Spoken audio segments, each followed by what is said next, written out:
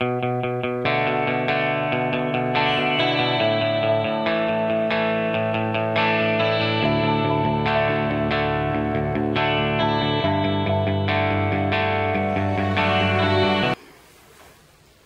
True Believers, what's up? It's Cole, and yeah, where have I been? Well, I've been right here, actually. Don't really have a great excuse or anything like that, you know, things going on. I guess what it always comes back to is simply, even when I found moments where I certainly had the time to do an episode, I wasn't really feeling, you know, up to it. I didn't really feel enthusiastic about it, and as I've said many times, I never wanted to throw something up here just for the sake of getting one done, putting one out half-assed. Well, at the same time, I still feel like this one is sort of half-assed and is up here to let you know that I'm still alive, because it doesn't actually have a real topic or anything like that. Next episode certainly will. It's funny, I did my last video episode back in around the end of August, which was my reluctant collection video, and I mean, I was glad to do it. A lot of people liked it, and it certainly got a lot of hits, which is great. And now I think already, here just in early November, how much my collection has changed. A lot of that comes from getting a lot of stuff in September, particularly. I was very active in September in getting comics and graphic novels and stuff. Slowed down a little bit, but that's the other thing. Even if I'm away for a long time, and I hope that doesn't become a trend or a pattern or anything like that, but you can bet that I am still reading comics, I'm still buying comics, I'm still collecting like mad, because it's a huge part of my life, and that's why I do this. Another thing that's too bad about me being away from YouTube is that when I'm away from it entirely, so I'm not watching even like my friends' videos who I really like and respect. And I feel bad about that too, you know, just because I'm, you know, half-assing it and being lazy and not doing my own stuff, doesn't mean I should, you know, stop watching my friends and all those people that I respect so much and admire. And I feel bad about that, so I'll be trying my best to catch up. The last couple days I have caught up a little bit on some of that, and also unlike maybe some people, I go back and rewatch some of my videos. Maybe that sounds strange to you, but I really do it for a real purpose, and that's to try to figure out how to make these better. I know sometime, maybe about a year ago, I remember doing like an 8-minute episode where basically all I did was talk about how I felt like I could still do better, and I still feel like I can do better. I mean, you know, no matter how well I do this or how great it becomes, and I get a lot of success or whatever, you know, YouTube success. You know, you can always be better, but still, I just feel like sometimes I look at my episodes and I feel like I at least started to touch on things that I wanted to, and then I got distracted, or, you know, or I would get into the trap, the habit of summarizing plots, or maybe I would personalize things too much, and, you know, you have to keep that balance, because you know, as far as you know, reviews and stuff online, you can certainly find reviews. I try not to do a review style exactly, and at the same time, if it's too personalized, why should you care? So, you know, because the other thing was, back when I started doing this 2 years ago, I honestly was reluctant for a few reasons, confidence issues and stuff like that. Plus, I'm much more comfortable writing things down than, you know, speaking like this. But I wanted to at least give it a try. So I did, and got a pretty good positive response. You know, I was slow to build subscribers, but that didn't really bother me, because at the same time, I've never been one to really promote myself all that actively. I just sort of put the videos up, let them speak for themselves. I don't really bug too many people about what I'm doing, or at the same time, and this is probably another reason, and it is what it is. It's just that sometimes with other people's channels, you know, I don't interact with them as much as maybe I should, because I know that's how a lot of people get their subscribers, right? You know, you see somebody else who has a channel you dig, and you're just like, hey, and you talk to them, and then, you know, out of maybe at first just courtesy and politeness, but then later real, genuine appreciation, or at least curiosity, you know, they might get into your channel. And I don't do that a lot either, and I know that makes, you know, sometimes I worry about that, you know, am I holding myself aloof, like, oh, you know, only my videos are worth watching? And I don't feel that way at all. I hope you understand that. But again, when I started this 2 years ago, I felt like a lot of the comic videos I had watched, and that still have been watching over the past couple of years, and I really don't mean to be critical or be a jerk, because, you know, it's mine are the only worth watching. I still felt like a lot of the comic book videos I was watching did not really deliver what I wanted, and, you know, that's just me, and again, it was just a personal thing. A lot of people obviously really like them. I don't know, and I don't want to get into a big dissertation on it, you know, what I thought they lacked or what I thought they had too much of. But I just thought, okay, I'll try doing it, you know, my way and see if people respond to it. And I realized that it hasn't always been that way. Sometimes, again, I go back and look at my episodes and I just think, oh, I really got off track here. You know, I just started, you know, doing this instead of talking about what I really should have been talking about. What, you know, at least what I felt I should have been talking about. Whew. So anyway, I'm gonna, you know, again, make a little pledge to you that I'm gonna try my best to clean that up and improve and get the videos, get the episodes really where I want them to be, and hopefully you'll respond to that positively and you'll like it. On another note, I see now I am over 200 subscribers, which happened really during my little hiatus there, and I really appreciate that. I don't know, maybe for some people it's not a big deal, but to get over the 200 mark is certainly a big deal to me, so I really appreciate that, and that's really cool. I'm really glad to have you with me. So I had a big episode all planned for around the start of September, and I can't really do it now because of the timing, and it was simply because of the big, the DC event, you know, the new 52 with the big relaunch and all the new #1s. And as I've said many times here, I'm so much more of a Marvel fan than DC, where DC, like, I'm a huge Batman fan, and certainly am a big Batman buff, and I have followed a lot of Batman over the years, and can certainly tell you a lot about the character and storylines. I really, I wouldn't say ignored, but I really didn't bother with a lot of the other DC stuff. It never appealed to me too much, and it was something that I always wanted to rectify. So I was going to ask you guys, particularly, of course, you who are familiar with the DC Universe, what you thought I should do, because there was this big chance, right? All these new #1s coming out, a perfect jumping-on point. And I was going to ask you, you know, either based on what you think you know about me from my videos, or just simply, you know, a whim of your own, what do you think would be a good thing for me to collect? My idea was to collect a new Batman, because I hadn't been collecting Batman, I was just getting graphic novels and stuff, but actually have a real Batman series, and then have one other DC title. I know this isn't, it's not, and you're like, wow, this is groundbreaking, Batman plus one other, but one other non-Batman related DC title, so, you know, not like Nightwing or you know, any of that stuff. And of course, there were big flagship titles that would have been perfect. You know, of course, Justice League, which they were really pulling out all the stops for. You know, pairing Jeff Johns with Jim Lee. I mean, that's huge. What a fantastic idea. And again, I think they really wanted to give some credibility to a lot of these to a lot of these big characters like Aquaman, who I'm pretty sure has always been, you know, picked on a lot, you know, for being lame or whatever. I'm sure he has his fans. I think they really wanted Aquaman to be taken seriously this time again. Another assignment for Jeff Johns. So I really thought long and hard, and I feel bad again that I didn't put the episode up to ask you guys what you thought. What I came up with was Animal Man, and here's issue 1, and I have been happy with it so far. To be honest, this first arc is not exactly what I'm looking for, but I get the feeling the arc is simply to set things up, and then they'll move on to different stuff. So I'm certainly, I don't think it's bad by any stretch. It was written by Jeff Lemire, and with art by Travel Foreman.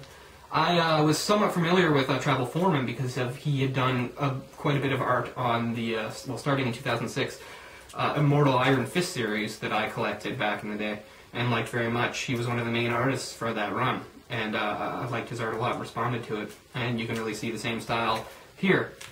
And so I have the next two, number 2 and 3 here, and I have been happy with it. And again, the specific arc I don't care too much about. I'm more interested in, once this arc is out of the way, what's going to happen.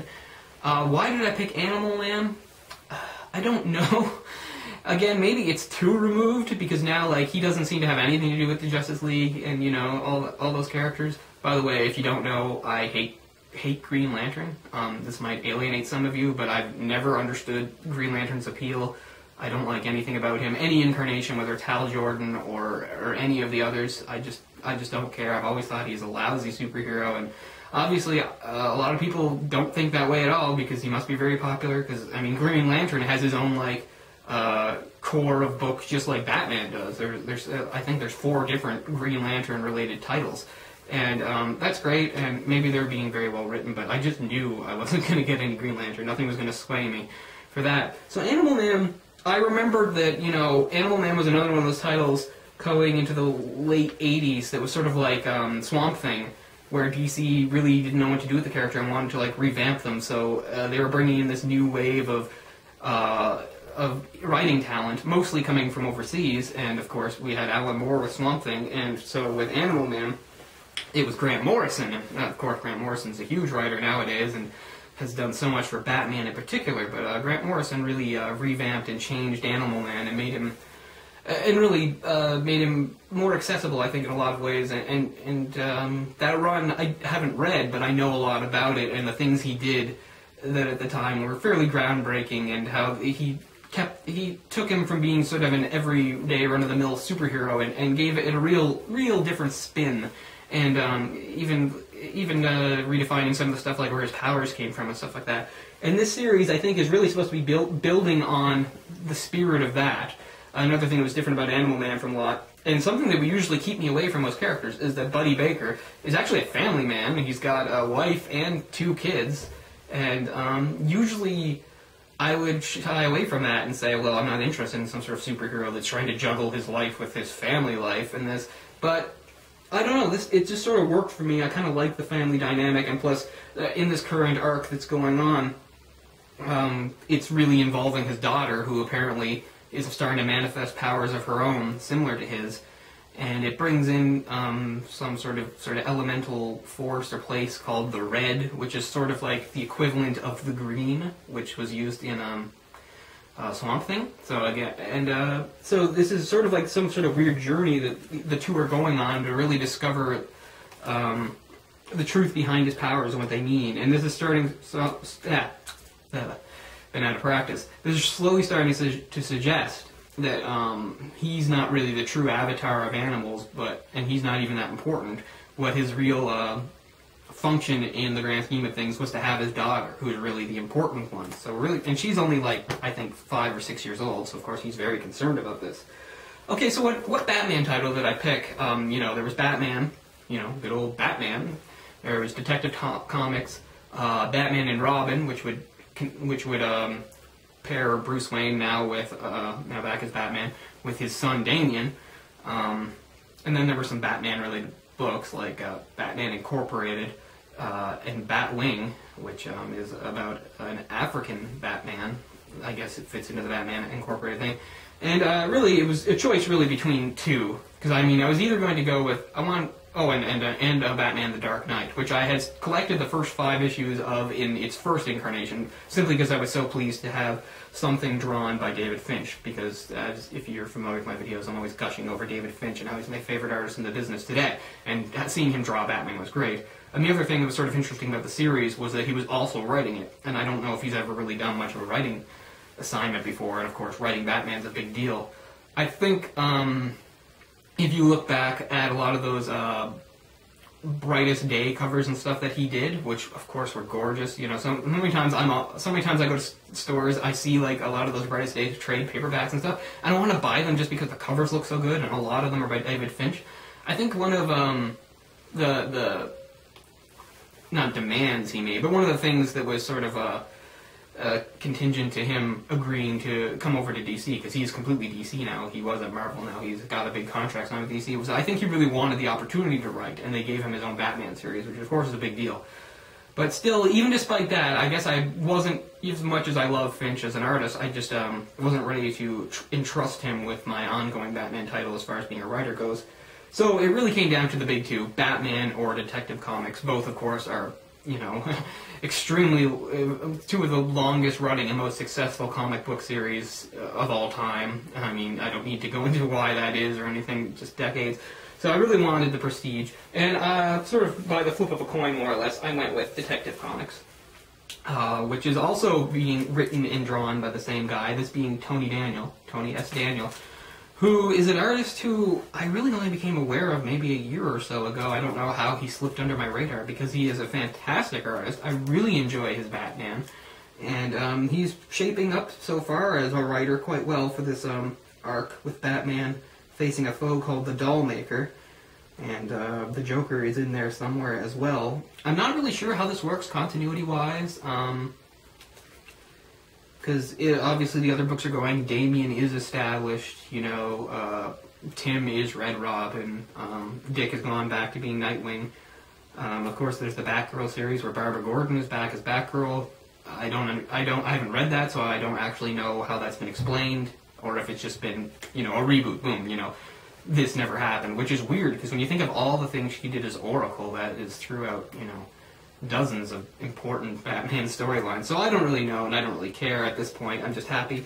So that's gone up to issue 3 as well, currently, and they are very pretty to look at, and I'm quite satisfied with where they're going, and we'll see. I really want to stick with them for the long haul. I'm not going to, drop, Batman after 5 or 6 months. I just don't see that happening.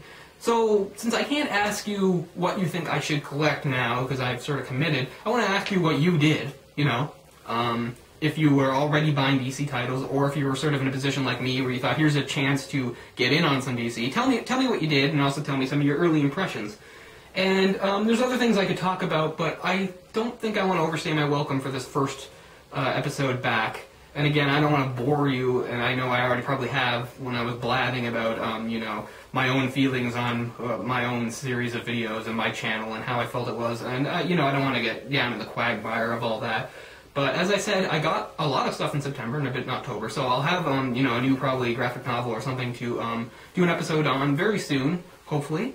So, thanks for not being too impatient with me and, saying, screw him if he's not going to do videos anymore. I'm still here, and I'm really sorry about that. And I feel energized, again, I do. I feel energized, I feel enthusiastic, I feel good about it. I feel like it's a great time in the world for comic book fans. There's a lot of great stuff happening, and I'm excited about it. And I'm excited to, again, to be able to have this opportunity. YouTube is a great thing to, be able to interact with other people from far away and talk about how we feel about comics. That's what it's all about, because the comics are, they mean so much to me, and I know they mean a lot to you too. That's why you're here. And so that's great, and I'm really looking forward to it. So, new episode very soon. I'll just leave off and say, as I always say around this time, if you're a veteran, particularly a Canadian veteran, thanks a lot, for your service. We'll never forget. So, all right, so that's great. I'll catch you really soon. Hopefully, next time. As you see, I'm really gonna have to do some practice, but maybe I'll talk in front of a mirror for a while before I do the next one. So sorry if this one's a little shoddy, but all right. See you next time, true believers. Peace out.